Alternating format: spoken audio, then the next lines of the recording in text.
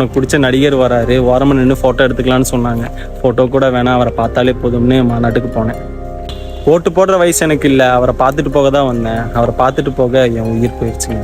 நெரிசலில் சிக்கி போன என் உயிருக்கு முன்னாடியே அம்மா அப்பா அழுகுறாங்க. அம்மா அப்பாவுக்கு ஆறுதல் சொல்ல 2 பேர் வந்தாங்க. ஆறுதல் தான் சொல்கிறாங்களா இல்லை அரசியல் பண்ணுறாங்களா? நீங்கள் அரசியல் பண்ணுறதுக்கு என்னோட பணம் தான் கிடச்சிதா? உயிர் போக காரணம் யாரை சொல்ல? சரியாக பாதுகாப்பு கொடுக்காத காவல்துறையை சொல்லவா?